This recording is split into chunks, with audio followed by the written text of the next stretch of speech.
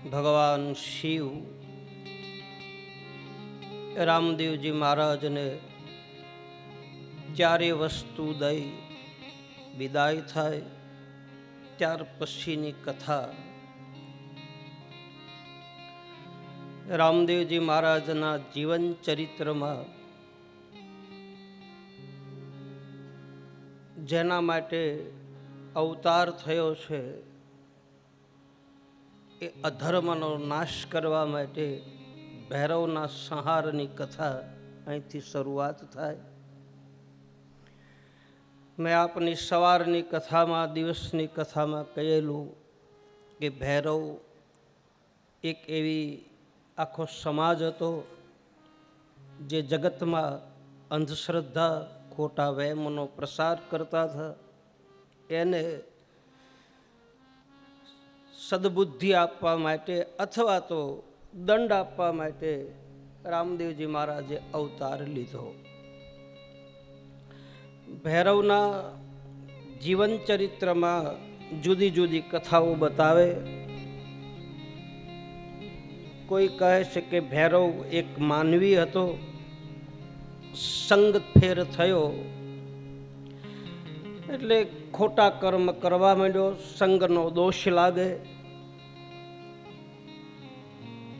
એક દિવસ એની દીકરીનો સંબંધ થયેલો.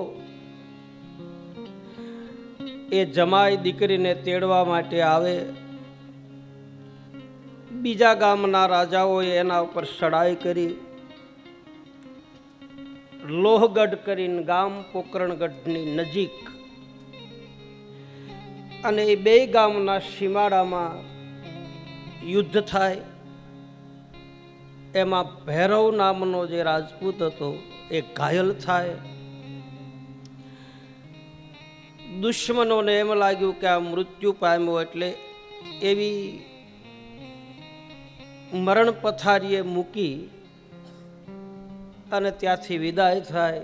એ જ વખતે સદગુરુ બાળીનાથ બાબા ત્યાં થઈને પચાર થાય. ઘાયલ થયેલા ભૈરવને જોઈ સદગુરુ બાળીનાથ બાબાને દયા આવી. સંતનો સ્વભાવ એવો હોય છે, બીજાના દુઃખ જોઈ અને પોતાના હૃદયમાં ગ્લાનિ થાય એને આ જગતમાં સંત કહે છે. સાધુ ચરિત શુભ ચરિત કપાસુ, નિરસ વિશદ ગુણમય ફલ જાસુ. સંતોના સ્વભાવ હંમેશા એવા હોય છે, એના ભીતરમાં કાયમ કરુણા હોય છે, કાયમ દયા હોય છે. ગુલાબના ફૂલને તમે ડાબા હાથમાં રાખો તોય ભલે, જમણા હાથમાં રાખો તોય ભલે, પણ એની સુવાસમાં ફારફેર ન થાય. એમ સંત, સાધુ અને સદગુરુ સમદ્રષ્ટિ હોય છે. એને કોઈના પ્રત્યે રાગ ન હોય, કોઈના પ્રત્યે દ્વેષ ન હોય. સંત હૃદય નવનીત સમાના, નવનીત કહેતા માખણ. બીજાનું દુઃખ જોઈ અને હૃદય દ્રવીભૂત થઈ જાય એનું નામ સંત. અથવા તો બીજાના દર્દ, બીજાના દુઃખ પોતાના ઉપર લઈ લે. રાત દિવસ 24 કલાક જગતનું કલ્યાણ કરવા માટે પરમાત્માને પ્રાર્થના કરે કે આ જીવ ઉપર કૃપા કરજે, આ જીવ ઉપર દયા કરજે. આ સહજ સ્વભાવ છે સાધુનો.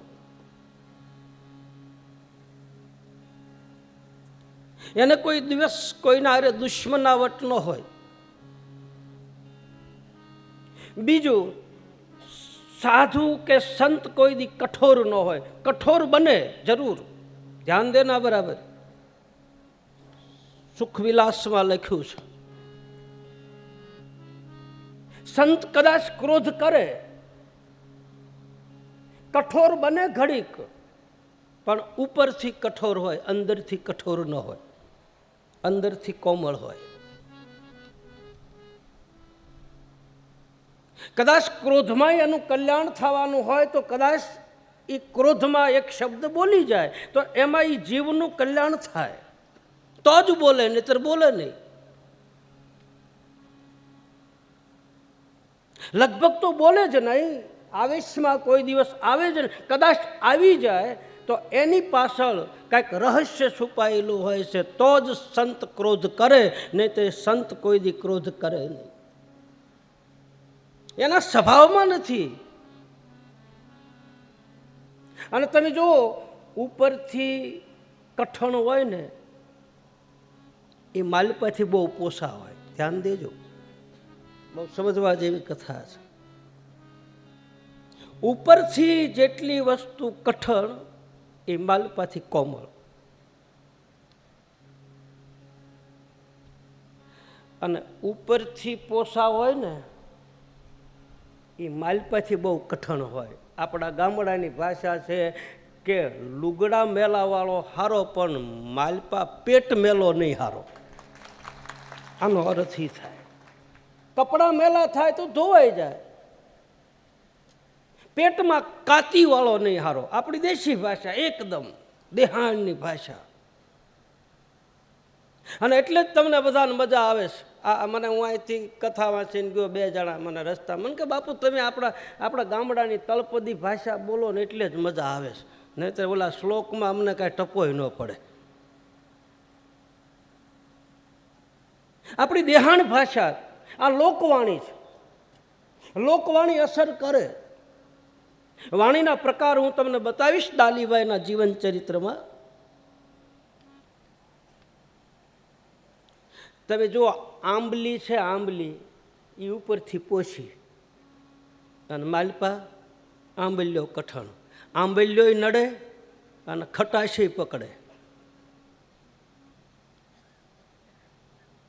આ બધા ફળ ફળાદી તમે જુઓ, એમાં અમુક વસ્તુ અંદરથી કઠણ છે, અમુક બહારથી પોષી છે, અમુક અંદરથી પોષી છે.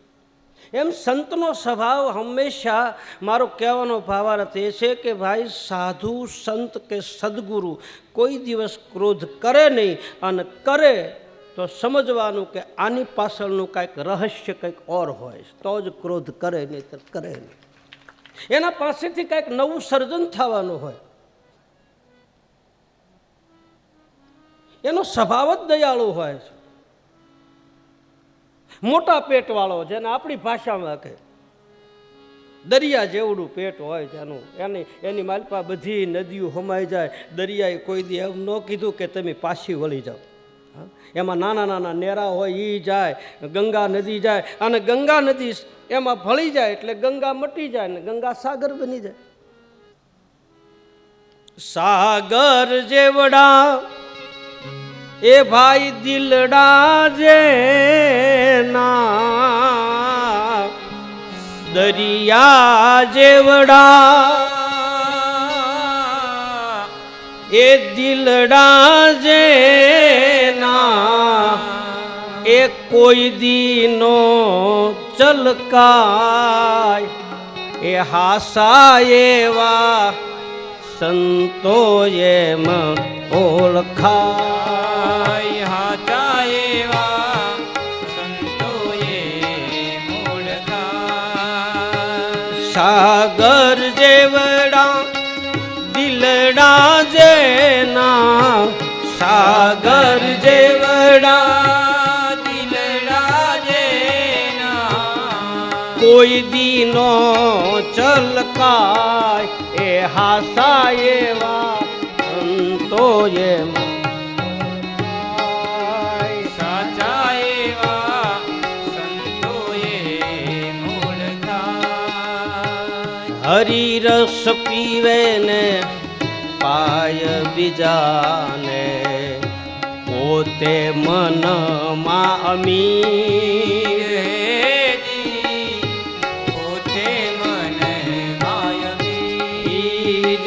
હરિરસ પીવે ને પાય બીજાને, પોતે મનમાં અમીર.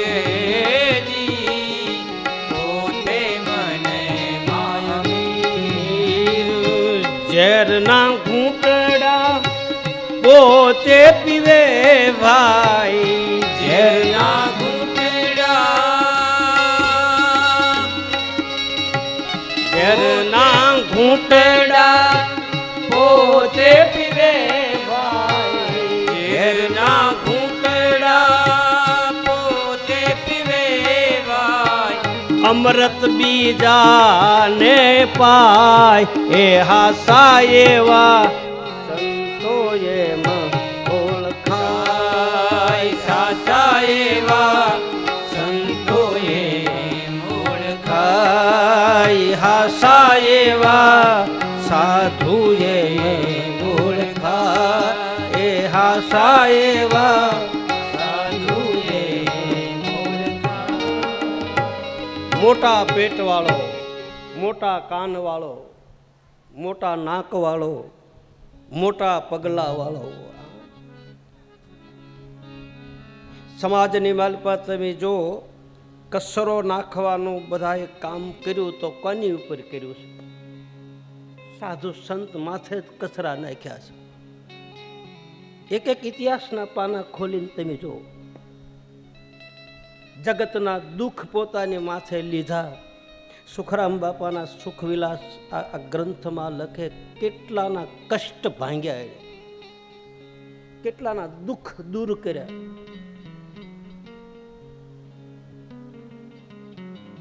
અને છતાંય આ જગત સંતની નિંદા કરે છે, સાધુની નિંદા કરે છે. આ તો આમ છે ને આ તો આમ છે ને. ધ્યાન દેજો, આમ તો કોઈ પણની નિંદા કરાતી નથી. બાકી સંત નિંદા અને ગુરુ નિંદા જેદી થાય તેદી ઈ પાપનું વેલ્ડિંગ થઈ જાય, પછી જાતું નથી. એને ગમે એટલા ઘસો તો સંત દ્રોહી અને ગુરુ દ્રોહીનું પાપ લાગે છે. શું કામ નિંદા કરવી કોઈની? એના કર્મ એ ભોગવે, આપણે શું લેવા દેવા ભાઈ? કોઈ પણ નિંદા કરનારો નિંદા સાંભળનારો બે દોષિત બને છે. એવું ન માનતા કે આપણે સાંભળીએ છીએ એટલે આપણને દોષ ન લાગે. ના, કોકની નિંદા સાંભળીએ તો આપણને દોષ લાગે. જે છે એ છે. યોગ લાગે તો નારાયણ કરો, યોગ લાગે તો સીતારામ કરો, યોગ લાગે તો વંદન કરો.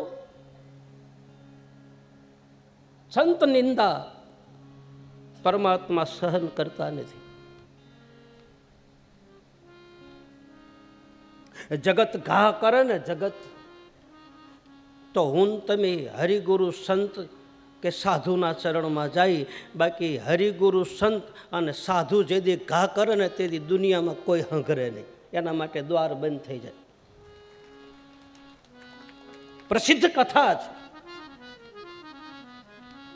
ભગવાન રામ અને જાનકી ચિત્રકૂટની, હું રામાયણના દ્રષ્ટાંત વધારે આપું. શું કામ? રામચરિત માનસની કથા આપણા જીવનમાં વણાઈ ગયેલી છે, એટલે એના દ્રષ્ટાંતો વધારે આમાં આપું છું.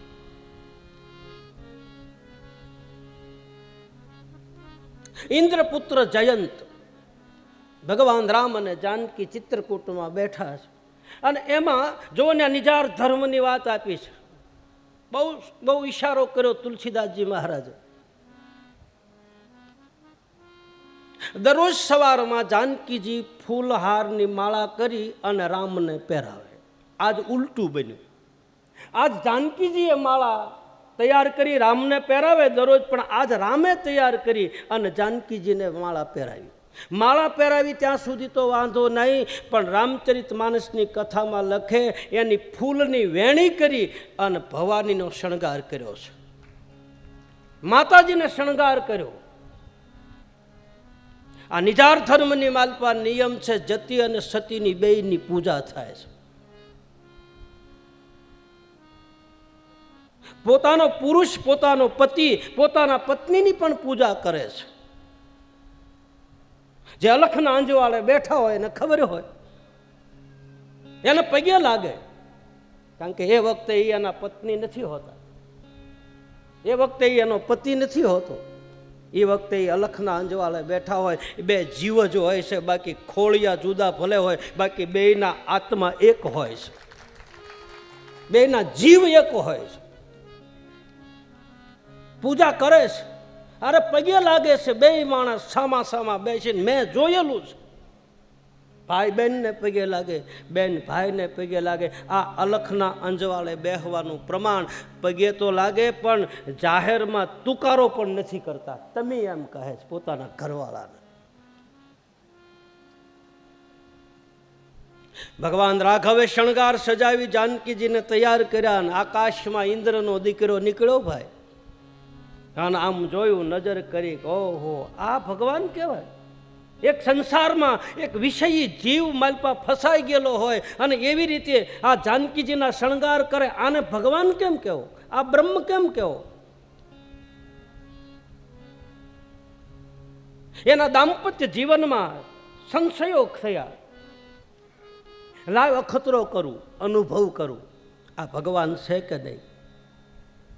એટલે કાગડાનું રૂપ લીધું. જાનકીજી અને ભગવાન રાઘવ ચિત્રકૂટમાં એક સ્ફટિકની શિલા ઉપર બેઠા છે. જાનકીજીના ચરણ આમ લાંબા છે ને એમાં કાગડો બની. આનો અર્થ એ થાય કે કોક સુખેથી બે જણા જીવતા હોય ને એમાં કોક સંસુપાત કરવા જાય ને એને તુલસીદાસજી મહારાજ કહે એ કાગડો કહેવાય. કોક સુખેથી રહેતું હોય તો એના ઘરમાં દીહવાળી ન સપાય. શાંતિથી રહેતા હોય તો રહેવા દો. એનો ગ્રસ્તાશ્રમની ઈર્ષ્યા થઈ ઇન્દ્રના દીકરાને. એટલે કાગડાનું રૂપ લઈ અને જાનકીજીના ચરણમાં સાંસ મારી. અને ચાંચ મારી એટલે રક્તની ધારા શરૂ થઈ. ભગવાને એક દર્ભની હળી લઈ અને મંત્ર ભણી અને એ કાગડા ઉપર ફેંકી. ભગવાન રામનું બાણ છૂટી ગયું. ઇન્દ્રપુત્રને પસ્તાવો થયો કે ખલાસ, હવે મારું મૃત્યુ નજીક આવવાનું છે. અને કહે છે રામચરિત માનસની કથામાં બતાવે કે બધાય લોકની માલપા જાય. ભગવાનનો ગુનેગાર છે, કોઈ હંઘરતું નથી. એના પિતાએ ઇન્દ્રિય દરવાજા બંધ કરી દીધા કે હે પિતાજી, મારી પાછળ રામનું બાણ આવે છે, મને આશરો આપો. ઇન્દ્રએ કહ્યું કે તે રામનો ગુનો કર્યો છે અને રામનું બાણ મારા ઇન્દ્રાસનમાં આવે ને તો મારું ઇન્દ્રાસન હળગાવી દે, નીકળી જા. દરવાજો બંધ કર્યો. માં મૃત્યુ બની, પિતા યમ બન્યા.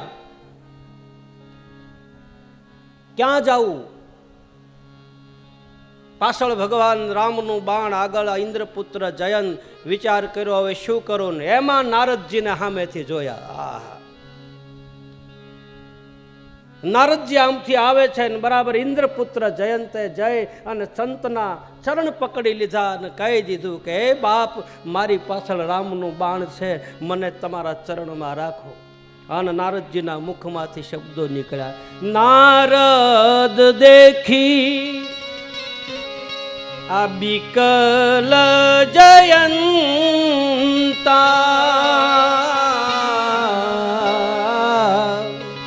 નારદ દેખી વિકલ જયંતા, લાગી દયાસી મલસિત સંતા, લાગી દયા કો મલસિત સંતા. નારદ દેખી વિકલ જયંતા, નારદ દેખી વિકલ જયંતા,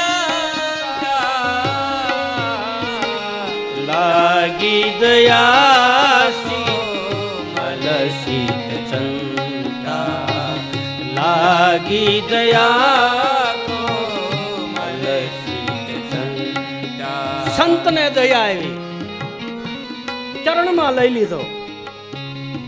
મને બચાવો બાપજી, મારી પાછળ રામનું બાણ છે, કાળ બાવે મારી પાછળ. નારદજીએ માથા ઉપર હાથ મૂક્યો, મારા ચરણમાં તું આવ્યો છો, જા, કાળને પણ હું અટકાવી દઉં, કારણ કે તે સંતના ચરણ પકડ્યા છે. હું તારો ત્યાગ નહીં કરું. સંત દેખી નમન કરે, ઝપટ નમાવે શીશ, એક ગુના તો ક્યાં, પછી તારા લાખો ગુના બક્ષીશ.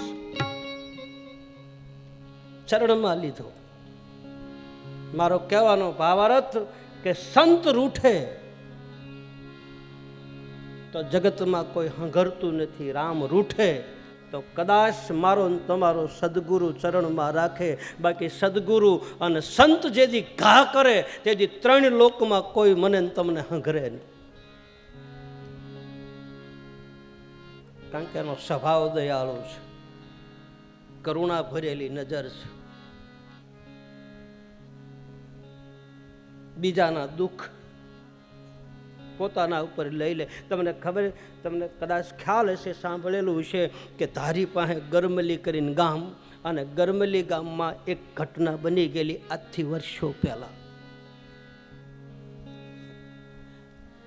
હું ઘણી વખત આ દ્રષ્ટાંત કથામાં આપું છું. એક ગરમલી ગામમાં એક 25 વર્ષની યુવાન દીકરી, પટેલ સમાજની, અને એને માથામાં ઉંદરીનો રોગ થયેલો. ઉંદરીનો. અને ઘણી દવા કરાવી પણ કાંઈ ફેર પડ્યો નહીં. કોઈએ કીધું કે ગોળનું પાણી કરી અને માથામાં નાખે અને કાળું કૂતરું આવી અને આ બધું માંસ અને પરુ છે એ છાંટી જાય તો એના રોગ મટે.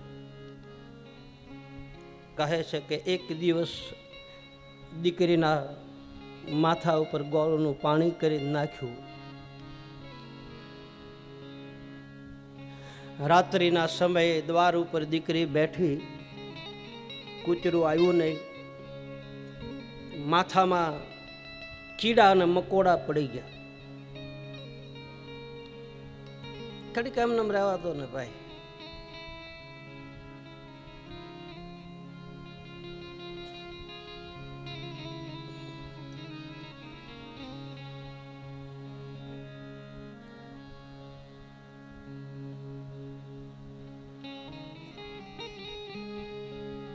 એટલી બધી પીડા થઈ, એટલું બધું દર્દ થયું.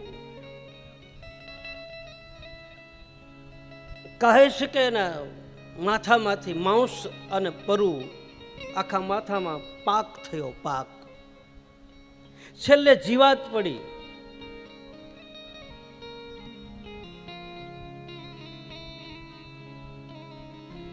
ધીરે ધીરે પીડામાં ને પીડામાં એ દીકરી પીડા સહન કરી શકી નહીં અને જગત એને પાગલ કહેવા માંડી.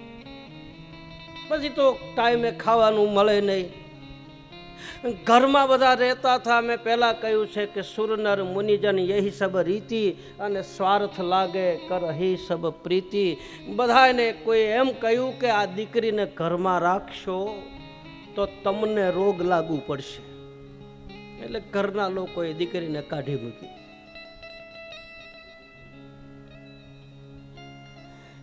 એ પીડામાં દીકરીને શરીર ઉપર વસ્ત્રોનું ભાન નથી, ખાવાનું ભાન નથી. પાગલ હતી નહીં, આ સમાજે પાગલ કરી નાખી. એના ઉપર ઠીકરા ધૂળ ને. ગામના પાદરમાં દીકરી ઝૂંપડી બનાવીને રહી. ન્યાય કોઈ હક લેવા દીધું નહીં. માથામાંથી લોહી અને પરુ દુર્ગંધ મારે. કહે છે કે દીકરીએ નક્કી કર્યું કે લાય ગીરના જંગલમાં વહી જાઓ અને કોઈ હાવજ, કોઈ એવું જનાવર મને મળે અને મને ફાડીને ખાઈ જાય તો મારી આ પીડા મટે. એટલે રાત્રિના સમયે ગામ છોડી દીધું. અડધી રાત થાય અને કહે છે કે એક વૃક્ષની નીચે દીકરી બેસી અને માથાના જે દર્દ છે, જે પીડા છે, એ પીડામાં દીકરીને અવાજ નીકળી ગયો, હાથ નીકળી ગયો અને જોરથી રડવા માંડી. ખૂબ રડી. અને એ જ વખતે એવી ઘટના બને કે એક સાધુ, એક સંત, આપણા દેશનો મહાપુરુષ ગિરનારની યાત્રાએ જાય. સીતારામ સીતારામ સીતારામ કરતા અને આ દીકરીના રડવાનો અવાજ સાંભળી અને આ સાધુના પગ થંભી ગયા. અવાજની દિશામાં પગલા માંડ્યા, દીકરીની પાસે આવ્યા. બેટા દીકરી, કોણ છો? કઈ નહીં બાપજી, તારાથી કઈ ભૂલ થઈ છે બેટા? હું તારો બાપ છું, મારી પાસે કે. તેની દીકરીએ પોતાના ભીતરની વાત કહીને કહ્યું છે કે બાપજી, મારા માથામાં ઉંદરીનો રોગ થયો છે. આ માતાજી તમારું વર્ણન તમે જોગમાયા છો બતાવે છે. પ્રકૃતિ ફેરવે ત્યાં બ્રહ્માંડનો લય કરી નાખે. આ મહામાયા છે. હવે અમથું કેરોસીનનું ડબલું હાથમાં લઈને ત્યાં આખું ઘર દોડવા માંડે. અમથું તે ખાલી આમ શીશી બતાવે ત્યાં બધાના તંગ મોકળા થઈ જાય. આ ઈ માસ તરત બધા પૈયે લાગવા માંડે. બેટા આવું ન કરાય, એમ આખું ઘર હોમાઈ જાવું. આ તો ખાલી શીશી જ દેખાડે. હવે આને મહામાયાનું રૂપ ધારણ કર્યું હોય તો બાપ પગમાં હોવું પડે કે એ શાંત થાય, એ જોગમાયા શાંત થાય. મહાકાળે વિરાટ રૂપ ધારણ કર્યું ભાઈ. આને લબરાક લબરાક જીભના લબરકા મારે. શરીર ઉપર વસ્ત્ર નો રહ્યું, ખબર ન રહે. જોગમાયાના વાળ છૂટા થઈ ગયા. મહામાયા યા દેવી સર્વભૂતેષુ શક્તિ રૂપેણ સંસ્થિતા નમસ્તસ્ય નમસ્તસ્ય નમસ્તસ્ય નમો નમઃ. બ્રહ્માંડ ડોલવા લાગ્યું. રણચંડી બની ગઈ ભાઈ. દરેક નારીની માલપા શક્તિ પડી છે. દ્રૌપદી 5 પતિ હતા છતાંય સતી કહેવાના, તો 5 પતિ હોય અને સતી કહેવાય નહીં. આ એનો જવાબ અહીંયા મળે છે. સતી તો એક પતિ હોય એને કહેવાય, 5 પતિ હોય એને થોડા કહેવાય. અને રાત્રિના 12 વાગે ને ગુરુ સદગુરુ દુર્વાસા ઋષિની પાસે છે દ્રૌપદી ભજન ક્રિયા શીખ્યા હતા. યોગ ક્રિયા જેને કહે છે. દ્રૌપદીની નાભી કમળ રાત્રિના 12 વાગે ને ત્યાં નાભીમાંથી ઓહમ સોહમ ઓહમ સોહમના રણકારા ચાલુ થાય અને 15 મિનિટ થાય દ્રૌપદીના વાળ છૂટા થઈ જાય. રાત્રિએ કોઈ ન હોય, અર્જુન ન હોય, કોઈની તાકાત નથી એની સામે બેહી શકે. એ તો બધા એના ઝૂંપડામાં બેઠા હોય. અને પછી મહામાયા પ્રગટ થાય. એક ભાગમાંથી એક શક્તિ ઉત્પન્ન થાય. ધર્મરાજના ઝૂંપડે એક શક્તિ ઉત્પન્ન થાય, અર્જુનના ઝૂંપડે. 4 વાગ્યાને ત્યાં તો બધી આંટો મારીને પાછી શક્તિ માલપા વહી જાય થયું. દ્રૌપદી કોઈના ઘરવાળા છે જ નહીં. એ તો માં છે બાપ. એ થોડી કોઈને ઘરવાળી બને. જાનકીજી થોડા કોઈના ઘરવાળા બને. એ તો એની શક્તિ એના પડછાયા એની, અને એ એને લઈને બેઠો ને તો ઓલો ખોપરા ઉપર બેઠો ને કે એ હળગી જાય. એવું તો એનું દિવ્ય. આ દરેક નારી માતાઓની પાસે આ શક્તિ પડી છે. જો સદગુરુ દ્વારા આ શક્તિ કોઈ જગાડનાર આવડી જાય તો તમે ખોડિયાર બની શકો, તમે મહામાયા બની શકો. પણ આ નથી જણાતું. ખોઈ નાખી છે આપણી શક્તિને આપણે. બાકી તમે તમારામાં પડ્યું છે. આમથું થોડું કીધું. આમાં દેશની આર્ય રમણી અમર છે ઇતિહાસમાં. દુનિયાની દરેક દીકરી, દરેક માની અંદર આ શક્તિ પડી છે. ભગવાન શંકરની મોર, આમ મહાકાળીની મોર હુઈ ગયો. ઓલો જટાળો જોગી ગિરનારમાંથી છૂટો થયો. દેવતાઓએ બધા ભેગા થઈને કીધું કે હે ભગવાન, હે સદાશિવ, હવે તારી વગેરે આ શાંત ન થાય. 33 કોટી દેવતાઓ ઊભા રહી ગયા ને ઓલી મહામાયા લબરાક લબરાક કરતી નીકળી. ઘડીક જીભ માલપા જાય ને ઘડીક બહાર જાય. એના જીભના લબરકે તો બ્રહ્માંડ માલપા ઉતરી જાય. ભગવાન શંકર કે આની સામે હું ન જઈ શકું. તો કે આના તો સાનું માનું હતાઈને પગમાં પડું તો. હા, ને જો એનો પગ મારી છાતી ઉપર પડી જાય તો એ શાંત થાય, નકર શાંત થાય. દેવી પુરાણમાં વાત છે. અને ભગવતી હાલી જતી હતી બાપ. ખળભળ્યું ધરતીના બહાર દાવા નળ ફાટ્યો એમ દરિયાના નીર ઉછાળા મારે. વાહડાવા મોજા ઉલ્લીને પડે.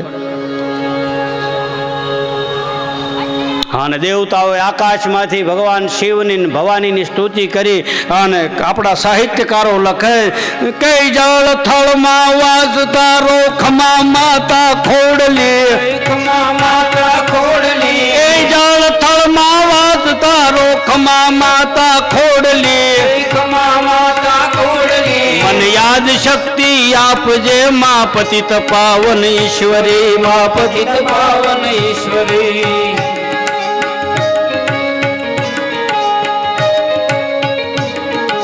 જન્મ વખતે જાળવો બાળાપણે રક્ષા કરી બાળાપણે રક્ષા કરી એ વિકટ વખતે આવી માતું તરત રસ્તો આપતી માં તરત રસ્તો આપતી મને યાદ શક્તિ આપજે મા પતિત પાવન ઈશ્વરી મને પતિત પાવન ઈશ્વરી મા પતિત પાવન ઈશ્વરી આ સ્તુતિ છે ને નવઘણની છે. સિંધમાં જાતો હોય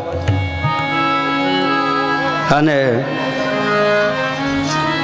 9 લાખ ઘોડાના દળ લઈને જાતો હોય અને પછી સિંધની સરહદ ઉપર 12 વર્ષની સારણની દીકરી આડી ફરી જાય, નવઘણના ઘોડાની હરક પકડે. ક્યાં જા છો બાપ? આયમાં પગે લાગ્યો નવઘણ, ચારણના દીકરી પગે લાગ્યો. આય મારી બેન જાહલની વારે જાઓ છો. સિંધના સુમરાએ મારા બેન ઉપર કૂડી નજર કરી છે, આપ મને રજા આપો, જવા દો માડી. બોલે એમ થોડું જવાય, શિરામણ કરીને જવાય બાપ મારા નેહડે. આ બાજુમાં મારું નેહડું છે. તારું નામ શું? માં મારું નામ વરુડી. હા હા, હું બાજુના ચારણના નેહડામાં રહું છું. હા એ વરુડીનું નેહડું કહેવાય. હાલ બાપ માડી, મારી યારે 9 લાખ ઘોડા છે, એ ઘોડાનું ખાવાનું, એની ઉપર બેઠા હોય એનું નેહડું નાનું.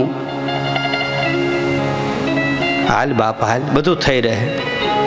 નેહડે આવ્યા, વડલાના પાંદડાના પતરાવળા કર્યા પડ્યા, એક કોડીની માલફા કવલી ગાયનું દૂધ મૂક્યું, એક મુઠ્ઠી ભરીને હાકર નાખીને એક મુઠ્ઠી ભરીને ચોખા નાખ્યા અને વડલાની એક ડાળ હલાવીને 9 લાખ પાંદડા ખીર્યા. કેટલા? 9 લાખ. એના પડ્યા ખીર્યા, બધાના પતરાવળા ભરીને આપ્યા અને બધાને નાની એવી કુડીમાંથી એક એક ચમચો ખીર ખવડાવી. આને નવઘણને ખબર પડી ગઈ કે આ વરુડી નહીં, આ મને જન્મ દેનારી મારી માં ખોડિયાર. ત્યાં તો ઓલીને આમ જો ભાઈ પ્રગટ થઈ અને નવઘણ લાકડી પડે એમ દંડવત પ્રણામ કર્યા.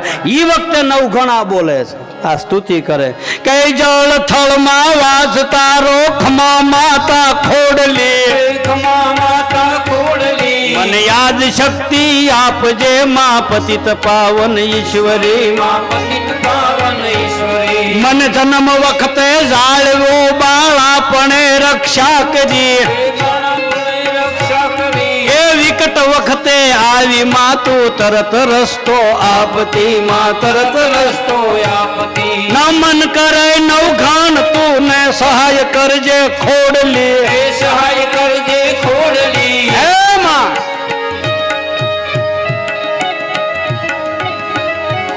જા બાપ હાથ છા ખારા સાગર આડા છે. માં કેમ જાઓ? તારા ઘોડાને પેલા નાખજે, આગલા પગે સબસબિયા પાણી અને પાછલા પગે ધૂળ ઉડાડો તો માંજે હું વરુડી. હા હા, દરિયાના 2 ભાગ કરી દીધા. હાથે સાગરની વચ્ચે રસ્તો થઈ ગયો. એ ભાઈ માં ધારે ને તો આ ભનાય 2 ભાગ કરીએ કે, માં ધારે ને તો ધરતીના 2 ભાગ કરીએ કે, માં ધારે ને તો પાતાળના 2 ભાગ કરીએ કે, અને માં ધારે ને તો ભગવાન શિવના શરીરના 2 ભાગ કરે, અડધામાં ઈ ને અડધામાં માં. ભગવાન શંકરને અડધે પડખે ઈ ઊભી રહી. એ મારી વગર તારું હાલે નહીં. તું ભલે મોટો જટાળો જોગી થઈને બેઠો, પણ હું તારી હારે હો ને તો જ આ વસ્તુ થાય, નકર થાય નહીં. જગતની રચના કરવી, બ્રહ્માંડનું સર્જન કરવું, એમાં મારી જરૂર પડશે. હે શિવ બાપ, અને તારા એકલાથી સહાર નહીં થાય, તારું ત્રિશૂળ કામ નહીં કરે, આમાં મારા ખપ્પર કામ કરે. ઊંધા વાળું લઈ લો, ડટન છો પટ્ટન કરી નાખો. ભગવાન કૃષ્ણ 5 પાંડવ દોડવા માંડ્યા, દ્રૌપદીના વિકરાળ જોઈ અને હાથ જોડીને કીધું કે હે મહામાયા, 5 પાંડવ 6 નારાયણ તારી ખપ્પર બારા, નકર એને લઈ લે. હલબલાઈ નાખે. આ છે માં. મને હવે પંડીમાં આવી ગઈ વરુડી. હવે નક્કી નહીં, હવે તો એનો પાટ નાખો ને વાસણ વધાવો જોવો અને એના નિવેદ આપો તો જાય, નકર ન જાય. મારો કહેવાનો ભાવાર્થ કે સંસ્કાર છે એ મા બાપની પાસેથી મળે છે ભાઈ. સંસ્કારો માના કોઠામાં મળે છે, દૂધમાંથી મળે છે. સંસ્કાર એમને મળતા નથી. સંત હૃદય નવનીત સમાન. આપણી કથા ક્યાં આવી હતી? આ બધા માતાજીઓ બધા આવ્યા, એમાં કથાઓ ભૂલાઈ ગઈ કે નહીં? હે, શેની કથા હાલતી હતી? કયો છે? ભેરવાની. હે,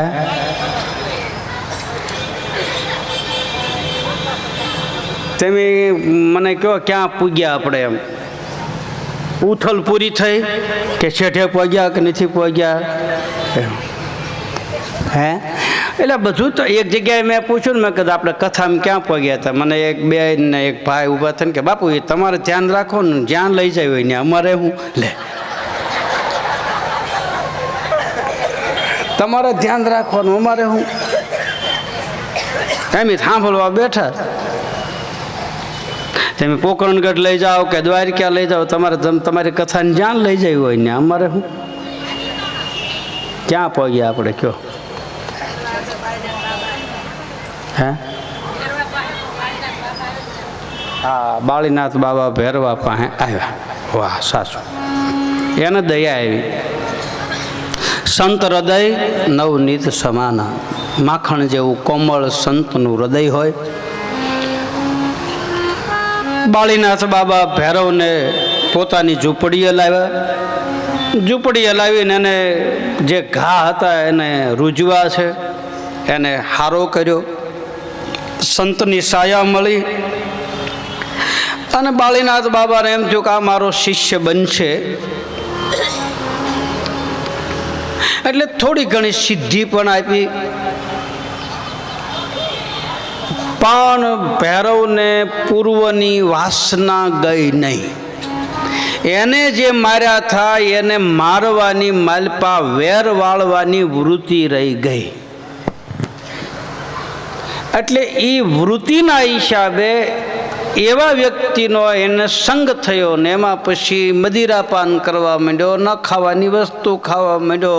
ધીરે ધીરે ધીરે ધીરે વિનાશ કાળે વિપરીત બુદ્ધિ થઈ. પછી તો એ રાક્ષસ જેવા કર્મ કરવા માંડ્યો.